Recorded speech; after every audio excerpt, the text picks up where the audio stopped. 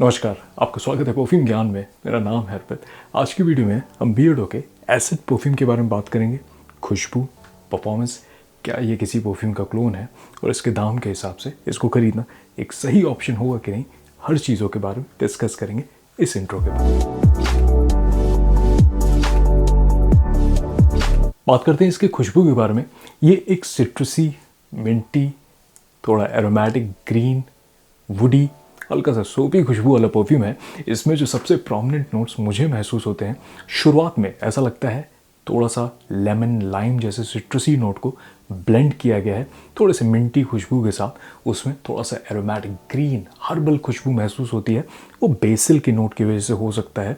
और इसमें थोड़ा सा फ्लोरल टच भी लगता है, लैवेंडर का इस्तेमाल लगता है। एग्जैक्टली बॉडी लोशन वाली लैवेंडर की खुशबू नहीं है, उसमें रोजमेरी मिली हुई है खुशबू।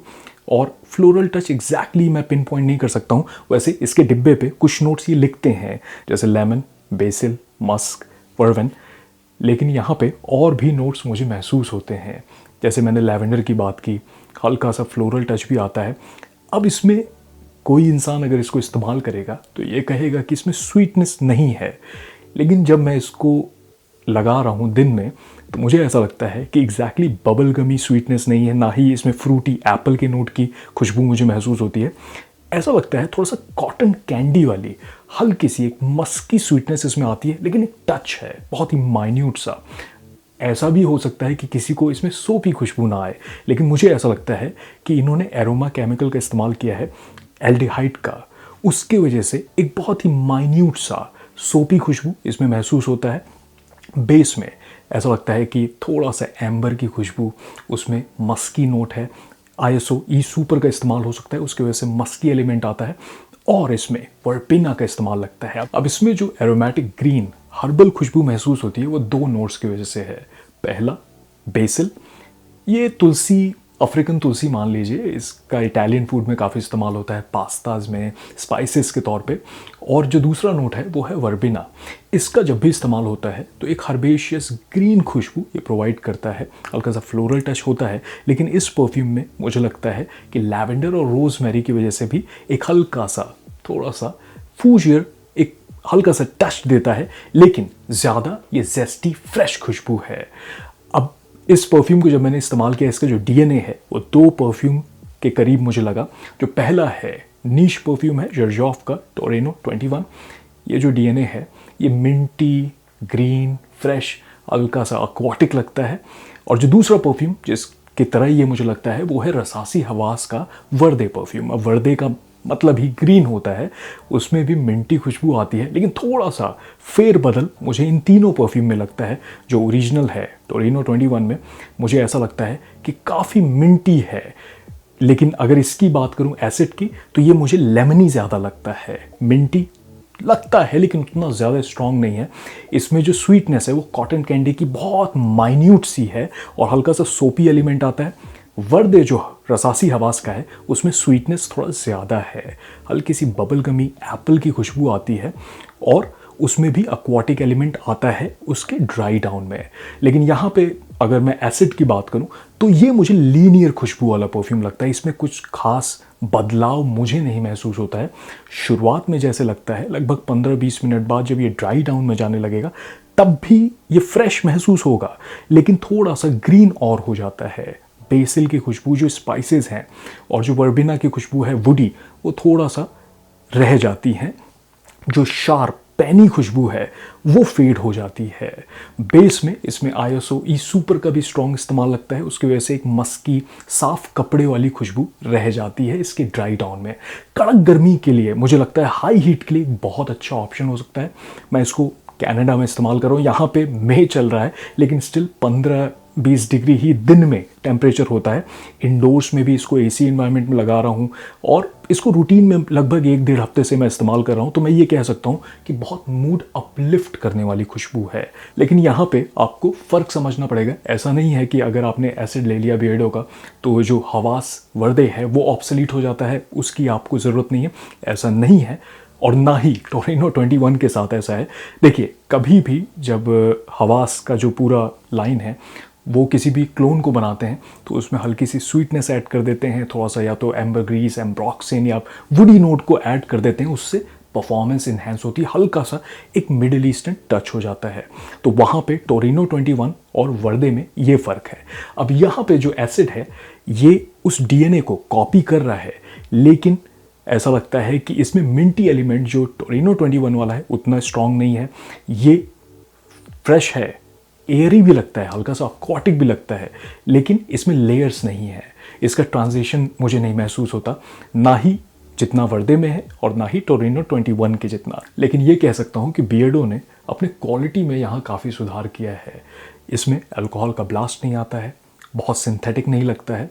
शुरुआत में जिस तरीके से सभी नोट्स को ब्लेंड किया गया है, आपको प्रोजेक्शन जिस समय इसका महसूस होता है, एक रिफ्रेशिंग, थोड़ी सी इटालियन डिज़ाइनर जो परफ्यूम होते हैं वैसा टेक लगेगा। तो ये मैं कह सकता हूँ कि अगर आप क्वालिटी के मुरीद हैं, अगर आपको क्वालिटी सबसे इम्पॉर्टेंट आपके लिए है, तो उस कैटेगरी में आप डिसअपॉइंट नहीं होंगे। तो ओवरऑल एक बहुत ही रिफ्रेशिंग, बहुत ही हाई हीट के लिए अच्छा परफ्यूम ये साबित हो सकता है। इसके परफॉर्मेंस के बारे में बात करें तो इस डिपार्टमेंट में जैसे ये मार्केट करते हैं वैसा एक्सपीरियंस मेरा नहीं था। अब ये कहते हैं कि इसका एक्सट्रे दे पार्फूम कॉन्सेंट्रेशन है। अब जो ये कॉन्सेंट्रेशन होता है, ऑ दे टॉयलेट, ऑ दे कोलोन, ऑ दे पार्फूम, इवन एक्सट्रे दे पार्फूम, इसमें ऑयल कॉन्सेंट्रेशन का फ़र्क होता है। ऑ दे टॉयलेट में लगभग 10 से 15% ऑयल कॉन्सेंट्रेशन होता है। इसी तरीके से ऑ दे पार्फूम में 15 से 20 हो सकता है। एक्सट्रे दे पार्फूम में 25 से 30% तक हो सकता है। लेकिन यहाँ पे मुझे लगता है ये ऑ दे टॉयलेट है, क्योंकि जिस तरीके से इसका परफॉर्मेंस है, इवन जब बॉक्स पे मैंने देखा तो अल्कोहल कंटेंट जो है ये 95% इसमें है। तो मुझे एग्जैक्टली नहीं पता कि इसका कॉन्सेंट्रेशन क्या है, ये सिर्फ मार्केटिंग गिमिक है। स्किन पे मुझे 3 से 4 घंटे ये मुश्किल से महसूस होता है लॉन्जेविटी।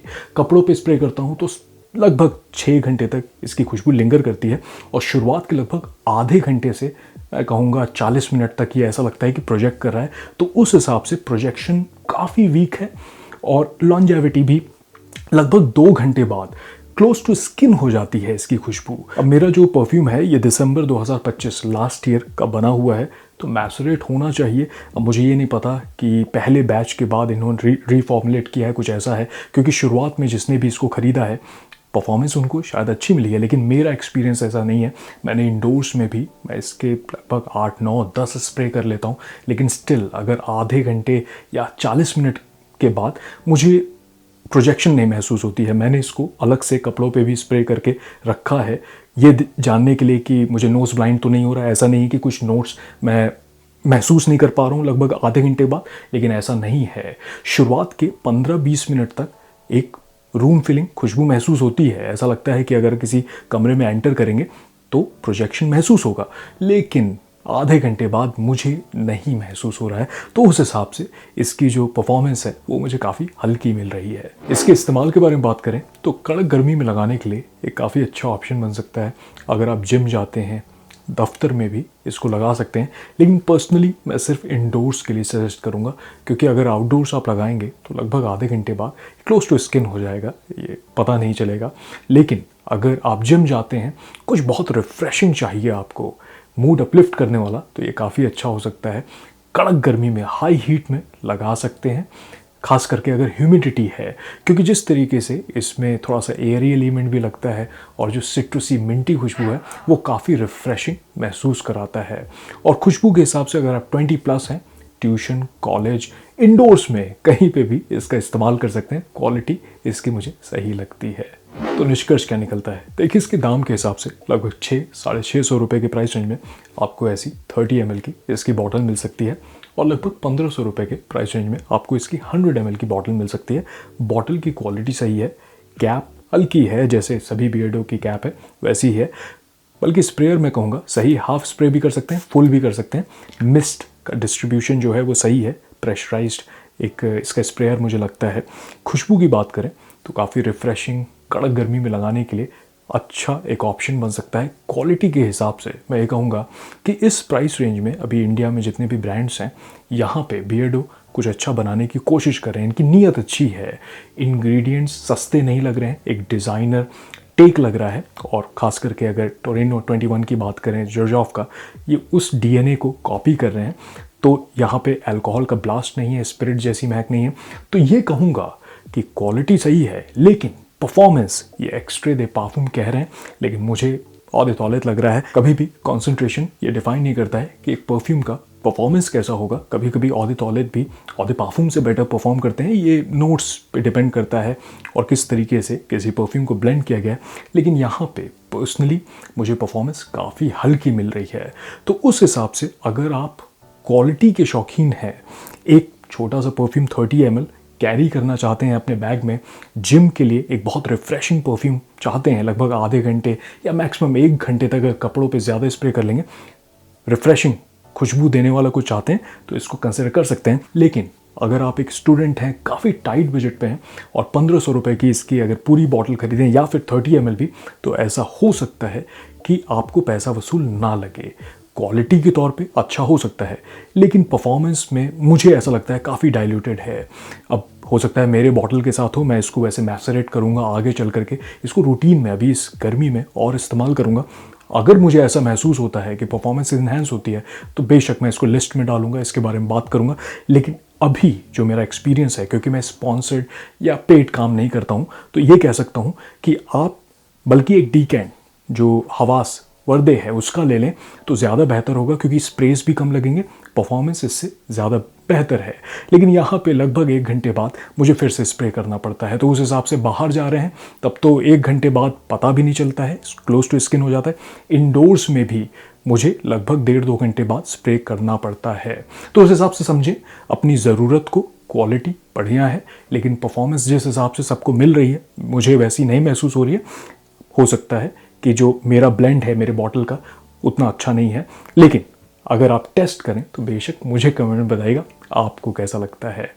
चलिए, मैं मिलूंगा आपसे अगले वीडियो में, तब तक आप अपना ख्याल रखिए। नमस्कार।